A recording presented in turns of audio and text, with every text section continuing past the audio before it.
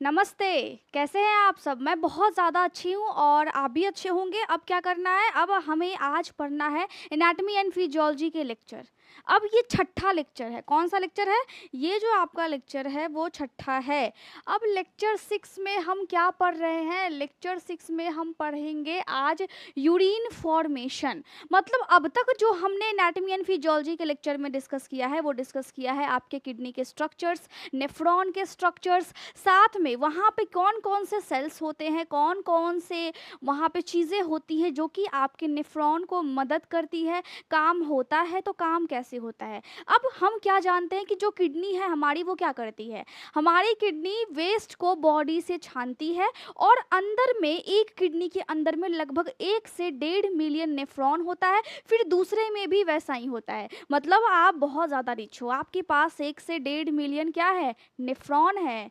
अब वो जो नेफ्रॉन है उसकी स्ट्रक्चर कैसी होती है? उसकी स्ट्रक्चर कुछ इस टाइप का होता है। और मैंने आपको समझाया था कि 2 प्रकार का नेफ्रॉन होता है। किडनी है तो किडनी के एक बहुत अंदर तक भाग में नेफ्रॉन होगा और एक बाहर भाग में होगा। जो बाहर भाग में होगा उसको हम क्या बोलेंगे? उसको हम बोलेंगे कॉर्टिकल नेफ्रॉन। और जो अंदर तक भाग में धंसा हुआ होगा उसको हम बोलेंगे जक्स्टा मेडुलरी नेफ्रॉन। तो नेफ्रॉन भी 2 तरह के हैं। मतलब जैसे आप भाई हो, बहन हो, तो क्या है, आप पापा के संतान हो ना। आपके जो पापा है उसके अगर 2 बच्चे हैं, 2 भाई हुआ 1 बहन हुई, तो क्या सबके सब सेम सेम है? वैसे ही किडनी में नेफ्रॉन है लेकिन वो सेम सेम नहीं है। तो नेफ्रॉन के बारे में हमने डिस्कस किया था। और साथ में आज के लेक्चर में हम क्या डिस्कस करेंगे? Urine formation. अब यूरिन फॉर्मेशन इसका मतलब क्या है? पेशाब को अंग्रेजी में हम यूरिन बोलते हैं, मैंने आपको सिखाया था। तो होता क्या है कि किडनी है आपकी और किडनी के अंदर ये सभी काम चल रहे हैं। अभी हम पढ़ रहे हैं किडनी और साथ में हम मेडिकल सर्जिकल नर्सिंग को भी पढ़ते हुए जा रहे हैं। उसमें क्या क्या डिजीज़ होता है, किडनी में पत्थर कैसे होता है, किडनी में पानी कैसे भर जाता है, किडनी में इन्फेक्शन कैसे होता है, किडनी फेल कैसे हो जाती है, सारी चीज़ों को हम पढ़ रहे हैं। तो एक लेक्चर में हम एक टॉपिक को डिस्कस कर दे रहे हैं। लेकिन आज का जो आपका लेक्चर है उसको एक ही टॉपिक को आपको 2 से 3 भागों में बांटना पड़ेगा। अब ऐसा मैं क्यों बोल रही? क्योंकि जो पेशाब बन रहा है, आपकी किडनी है, पेशाब को बना करके अब ब्लड में से पेशाब या फिर कोई वेस्ट सब्सटेंसेस हैं, वेस्ट पदार्थ है जो कि विषैला पदार्थ है, आपकी बॉडी में नहीं होना चाहिए और वो है, तो उसको निकालती है। और किडनी है और साथ में एक पाइप टाइप का है स्ट्रक्चर जिसको हम बोलते हैं यूरेटर। और फिर आपका एक थैली टाइप का स्ट्रक्चर है नीचे में, उसको हम बोलते हैं ब्लैडर। और जब किडनी उस पेशाब को और उस वेस्ट को छान करके उस पाइप के माध्यम से उस थैली में जमा करती है, तो फिर जब वो थैली भर जाता है तो टाइम टाइम से आपके पेशाब के रास्ते से वो जो आपका यूरिन है वो फिर बाहर निकल जाता है। ये पूरा ओवरऑल प्रोसेस है। लेकिन हो क्या रहा है कि आपके किडनी में पेशाब बन रहा है, पेशाब छन रहा है। तो ये क्या हुआ, कैसे हो गया? यहाँ पर ऐसी कौन कौन सी चीज़ें हैं जो कि इसको मदद करती है? तो इसीलिए मैंने बोला है कि यूरिन फॉर्मेशन जो टॉपिक है आपका आज का, जो कि हमारा लेक्चर 6 है, याद रखना है। आप प्लेलिस्ट में जाएंगे यूट्यूब के चैनल पे, जब मेरे जाते हैं तो ऊपर में लिखा होता है ना होम वीडियोस, और फिर ऊपर में वो लिखा होता है प्लेलिस्ट साइड में सबसे लास्ट में। आप जब उसमें जाएंगे तो लेक्चर सीरीज वाइज लगा हुआ है, चाहे वो मेडिकल सर्जिकल नर्सिंग के हो या फिर वो एनाटॉमी एंड फिजियोलॉजी के हो। आप कोई भी कोर्स कर रहे हो, बीएससी नर्सिंग कोर्स कर रहे हो, जीएनएम कोर्स कर रहे हो, लैब टेक्नीशियन का कोर्स कर रहे हैं, आप रेडियोलॉजी कर रहे हो या फिर आप एमबीबीएस कर रहे हो, आप फिजियोथेरेपिस्ट कर रहे हो, बी फार्मा कर रहे हैं, तो एम फार्मा कर रहे हैं, इन सभी चीज़ों में आपको एनाटॉमी एंड फिजियोलॉजी पढ़ना है। समझ में आ रही है बात? सारी चीज़ों में आपको क्या पढ़ना है? एनाटॉमी एंड फिजियोलॉजी, जिसमें हम बॉडी के स्ट्रक्चर और बॉडी के फंक्शन की बात करते हैं। बॉडी का स्ट्रक्चर है, आपका हाथ है, आपका लीवर है, आपका किडनी है, तो आखिर वो कैसा है, बॉडी में क्या फंक्शन हो रहा है, वो कैसे हो रहा है, कैसे कैसे काम हो रहा है, तो इन सभी चीज़ों को हम पढ़ते हैं। तो आज के लेक्चर में हम क्या पढ़ेंगे? किडनी पढ़ रहे हैं, लेकिन मेनली स्पेशली हम क्या पढ़ रहे हैं? आज के लेक्चर में हम पढ़ रहे हैं कि ये जो आपकी किडनी है उसमें यूरिन का फॉर्मेशन कैसे हो रहा है। है। मतलब क्या है? मतलब ये है कि नेफ्रॉन है, अब बहुत सारे नेफ्रॉन है, बहुत सारे नेफ्रॉन में एक ही तरह का फंक्शन हो रहा है। उसका काम मेन क्या है? उसका काम, उसका गोल क्या है? आपके यूरिन को बॉडी से बाहर निकालना। यूरिन क्या पहले ही यूरिन रहता है? नहीं रहता है। ब्लड में कुछ अमाउंट में आपके पानी होता है, कुछ अमाउंट में वेस्ट होता है, कुछ आपके उसी वेस्ट में कुछ इंपॉर्टेंट चीज़ें होती है जिसको किडनी क्या करती है कि छान छान करके बॉडी में रखती है और जो गंदगी है उसको साफ करती है। जैसे आप अपने रूम को साफ करते हो, आप रोज सुबह उठ करके झाड़ू लगाते हैं, तो जो गंदा होता है उसको आप फेंक देते हो, और जो काम का है, चाहे वो कागज हो चाहे वो कुछ भी हो, छोटा सा ढक्कन क्यों ना हो पेन का गिरा हुआ है लेकिन आपको पता है कि वो काम का है, तो आप रख लोगे, तो आप उसको नहीं फेंकेंगे। इसी तरह हमारे बॉडी में काम करती है किडनी। अब क्या कर रही है? अब नेफ्रॉन तो बहुत सारे हैं, लेकिन जो एक नेफ्रॉन करेगा वही सभी नेफ्रॉन करेंगे, काम लगभग सब बराबर करते हैं। तो हम एक नेफ्रॉन की अगर बात करें, इसका मतलब है कि सभी नेफ्रॉन बिल्कुल वैसा ही काम कर रही है, ठीक है। तो यहाँ पे हम क्या सीखेंगे कि ये नेफ्रॉन है, अब यूरिन का फॉर्मेशन हो रहा है, तो यूरिन फॉर्मेशन जो आपका टॉपिक है, जो आपका लेक्चर है, इसमें मेनली हमें क्या पढ़ना है। अब मेन पार्ट मैं आपको बताती हूँ कि मैंने क्यों बोला है कि इस लेक्चर को हमें पार्ट 1, पार्ट 2, पार्ट 3 करना पड़ेगा, क्योंकि यहाँ पे बहुत ही लंबा टॉपिक है ये। यूरिन बन रहा है तो ऐसे ही बन जाता है क्या? किडनी ऐसे ही छान देती है क्या? ऐसे नहीं छानती है, ठीक है। तो यूरिन फॉर्मेशन मतलब पेशाब का बनना, फॉर्मेशन का मतलब क्या है? बनना, ठीक है। अब यहाँ पे क्या है कि प्रोसेस ऑफ यूरिन फॉर्मेशन, क्या क्या प्रोसेस होता है। अब इस प्रोसेस के अंदर में एक तो आज के लेक्चर में हम छोटा सा टॉपिक डिस्कस करेंगे ताकि आपको थोड़ा सा हल्का लगे, थोड़ा मजा आए और थोड़ा आप अच्छे से पढ़ाई कीजिए। नोट्स आपको बनाने हैं, जो मैं आपको यहाँ पे लिखवाती हूँ बोर्ड पे, आप इसको भी देख करके अगर आप पढ़ते हैं, खुद से नोट्स बनाते हैं, तो बहुत अच्छा आपका नोट्स बनेगा। लेकिन अगर नोट्स आपको मेरे चाहिए जो कि मैं बनाती हूँ, मैं आपको टेलीग्राम पे देती हूँ, साथ में अलका मेडिकल क्लासेस एप्लीकेशन पे भी अवेलेबल है। जो नंबर आपको दिया गया है वो कॉलिंग के लिए दिया गया है, ताकि कहीं पे किसी को लॉगिन करने में दिक्कत हो, किसी को टेलीग्राम ग्रुप को ज्वाइन करने में दिक्कत हो। डू यू नो सीरीज जिसमें कि 10 वीडियो है, बहुत ही ज़्यादा इंपॉर्टेंट है। चाहे आप नर्सिंग के छात्र हो या फिर नहीं हो, आप मेडिकल के छात्र हो या फिर नहीं हो, लेकिन आपके लिए, आपकी बॉडी के लिए, आपके फ्यूचर के लिए वो चीज़ें जानना बहुत ज़्यादा इंपॉर्टेंट है। तो वो कोर्स जो है वो पेड है, 299 का है, वो अलका मेडिकल क्लासेस पे अवेलेबल है। कोई दिक्कत होता है उसके लिए वो नंबर दिया गया है। या फिर कभी कभी कुछ लोग ऐसे बोलते हैं कि रिपोर्ट्स में क्या लिखा हुआ है हमें समझ में नहीं आता है, उसके लिए आप टेलीग्राम ग्रुप में जा करके वहाँ पर आपको जो भी डाउट है वो आप पूछ सकते हैं। लेकिन नंबर पे जो व्हाट्सएप है, व्हाट्सएप नहीं करना है, सिर्फ कॉलिंग करना है, क्योंकि सारी चीज़ों को मैं खुद ही हैंडल कर रही हूँ। मैं कोई भी स्टाफ अभी रखने के काबिल ही नहीं हूँ, तो और पैसे भी नहीं है, तो इसीलिए सारी चीज़ें खुद ही हैंडल करनी होती है। आपको लेक्चर भी समझाना होता है, मुझे पढ़ना भी होता है। मैं खुद एक स्टूडेंट हूँ, साथ में आपको पढ़ाती हूँ। मेरे पास डिग्री नहीं है, मैं आपको दवाइयाँ नहीं दे सकती हूँ। ये चीज़ें आप हमेशा पूछते हैं, कन्फ्यूज़ रहते हैं, इसलिए मैंने आपको बता दिया कि मैं अभी कोई भी डिग्री मेरे पास है नहीं, मैं वो चीज़ें कर रही हूँ, लेकिन क्या कर रही हूँ ये मैं आपको नहीं बताऊंगी। ये बातें मेरी पर्सनल है, ये मैं आपको नहीं बताऊंगी, ठीक है। तो लेक्चर में हम क्या सीख रहे हैं? यूरिन का फॉर्मेशन, पेशाब कैसे बनता है। अब इसको हम पार्ट वाइज डिवाइड करेंगे, part A, part 1, part 2, part 3 ऐसे करके। देखिए, इसमें सबसे पहले हम पढ़ेंगे कि प्रोसेस ऑफ यूरिन फॉर्मेशन, ठीक है। प्रोसेस ऑफ, पेन बहुत ज़्यादा मोटा हो गया, चलिए अब हम इसको पतला कर लेते हैं।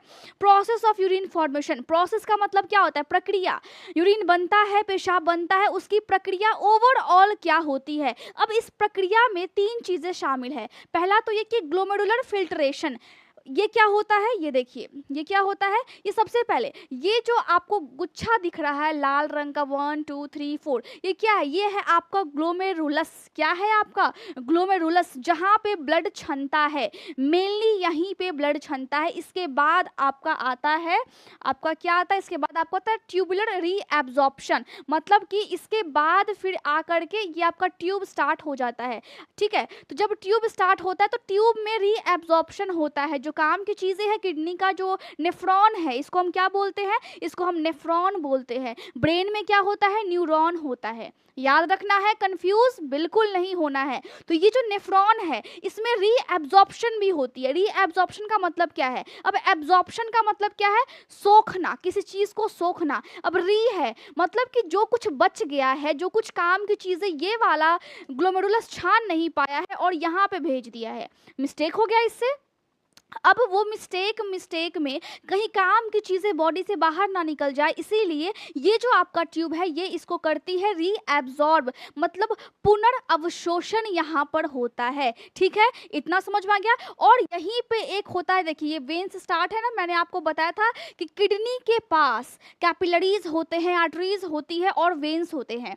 तो वेन में क्या होता है, गंदगी वाला खून, यानी कि CO2 मिक्स है उसमें, वेस्ट मिक्स है। और जो लाल वाला है उसमें क्या है, उसमें है ऑक्सीजन वाली ब्लड, जिसमें अच्छा चीज मिक्स है, इसमें वेस्ट ज़्यादा मिक्स नहीं है, ऑक्सीजन की अमाउंट ज़्यादा है। तो जो आपकी यहाँ पे जो ट्यूब होती है, जो कि आपकी ये क्या, ये है कैपिलरीज है। कैपिलरीज किसको बोलते हैं, पूरे बॉडी में दो तरीके का नस होता है, एक नस को हम बोलते हैं आर्टरी और दूसरे वाले को हम बोलते हैं वेन। तो जो वेन होता है उसमें कार्बन डाइऑक्साइड ज़्यादा होता है। अब बॉडी में एक्सेप्शन भी है, लेकिन हम उस एक्सेप्शन को कब पढ़ेंगे, जब हम लंग्स पढ़ेंगे और हार्ट पढ़ेंगे। ठीक है, तो यहाँ पे वेन्स में, बॉडी में सभी जगह वेन्स में कुछ कुछ जगहों को छोड़ करके आपकी कार्बन डाइऑक्साइड ज़्यादा होती है, और मतलब हम मानते हैं कि वेन्स में गंदा खून बहता है, जिसको हम बोलते हैं उसमें वेस्ट है, उसमें वेस्ट पदार्थ है। और आपकी आर्टरीज में बहता है ऑक्सीजन ज़्यादा जिसमें होती है वो वाली खून, मतलब ये अच्छा वाला खून इसमें बह रहा है जो कि बॉडी के काम का है। अब यहाँ पे होता क्या है कि जो आर्टरीज है वो कहीं पे मोटी होती है, कहीं पे पतली होती है। जैसे जैसे आपकी बॉडी के बहुत ही छोटे छोटे भाग में हो जाएगी, वो पतली होती जाएगी ताकि वहाँ तक समा पाए, उस सेल्स तक वो खून को पहुँचा पाए। तो जब आर्टरीज बहुत पतली होती है, अब उससे वो पतला ज़्यादा और नहीं हो सकती, तो उसी बहुत पतले से ब्रांच को, आर्टरीज के उसी पतले से ब्रांच को हम क्या बोलते हैं, कैपिलरी बोलते हैं। तो ये जो कैपिलरी है ये कहाँ पे आया हुआ है, किडनी में आया है। और किडनी के किस वाले पोर्शन में है, किडनी के आपके नेफ्रॉन में है, जो कि खुद बहुत ज़्यादा छोटा है और इसको देखने के लिए माइक्रोस्कोप की आवश्यकता होती है। तो यहाँ पे मैंने क्या सीखा, यहाँ पे मैंने आपको सीखा भी सिखाया भी, क्या सिखाया कि पेरीट्यूबुलर कैपिलरी हम वो बोलते हैं। ठीक है, आर्टरीज के छोटे वाले, सबसे छोटे वाले ब्रांच को कैपिलरीज बोला, क्योंकि ये आपकी नेफ्रॉन के ट्यूब के पास है, इसीलिए इसका नाम हो गया पेरीट्यूबुलर कैपिलरी। अब ये नॉर्मली क्या होती है, इससे पहले वाले लेक्चर में आप जाइए, रीनल सर्कुलेशन, जिसमें कैसे कैसे नस आया हुआ है, किडनी के पास कैसे गया हुआ है, कैसे उसका नाम चेंज होता है, वो मैंने बताया है। तो द यूरिनरी सिस्टम का आप लेक्चर 5 देखिए, और लेक्चर सारे फ्री है। आप हमेशा पूछते हो कोई पेड वर्जन है, कोई पेड वर्जन है, नहीं। फार्माकोलॉजी के लेक्चर आप बोल रहे हो कि स्टार्ट करो, टाइम मुझे नहीं मिल पाता है, लेकिन मैं कोशिश करूंगी, जो कि आप सभी बोल रहे हैं, जो बहुत सारे बच्चे हैं जिनको प्रॉब्लम्स आ रही है। अभी हम दो चीज़ शुरू कर रखे हैं, एक एनाटॉमी एंड फिजियोलॉजी, दूसरा मेडिकल सर्जिकल नर्सिंग। आज अगर एनाटॉमी एंड फिजियोलॉजी का लेक्चर आया है शाम में 6 बजे, तो कल कब आएगा, कल शाम में 6 बजे MSN यानी कि मेडिकल सर्जिकल नर्सिंग, जिसमें हम डिजीज़ पढ़ते हैं, उसके लेक्चर आते हैं। ठीक है, तो कभी कभी वीक में एब्सेंट भी मैं कर देती हूँ, लेकिन मैं कोशिश करूँगी कि मैं पूरे हफ्ते पढ़ा पाऊँ और आपको सही टाइम पे सही तरीके से पढ़ाऊँ, नोट्स दूँ। तो यहाँ पे हमने क्या सीखा कि ये जो गुच्छा है, ग्लोमेरुलस है, इसको आपकी किडनी, जो आपकी नेफ्रॉन है, वो छानी, लेकिन मिस्टेक से कुछ सही चीज़ें आगे बढ़ गई, जो कि आपको रोकना था। यहाँ पे ये रोक नहीं पाई, ये कुछ बहुत सारी चीज़ों को इसने छाना है। ठीक है, लेकिन जैसे कि आपका ग्लूकोज हो गया, एमिनो एसिड हो गया बॉडी में, और क्या हो गया, बहुत सारे प्लाज्मा होते हैं जो कि आपके बॉडी के लिए बहुत ज़्यादा इंपॉर्टेंट होते हैं। तो और यूरिक एसिड जो कि वेस्ट है, तो उसको ये ऐसे निकाल देगी। जब ये ट्यूब में आया, जब ये वेस्ट वाला खून ट्यूब में आया, अब इसमें कुछ काम की चीज़ें भी है। अब आपका ट्यूब देखता है कि अच्छा वेस्ट तो इसने निकाल दिया है, अब मैं चेक करता हूँ कौन कौन सी चीज़ें काम की है। अब जो चीज़ें काम की होती है ना ट्यूब में, वो क्या करती है, वो ये रीएब्जॉर्ब कर लेती है। यहाँ पे ये जो नस है ये रीएब्जॉर्ब कर लेती है। ठीक है, इसमें से रीएब्जॉर्ब कर लेती है।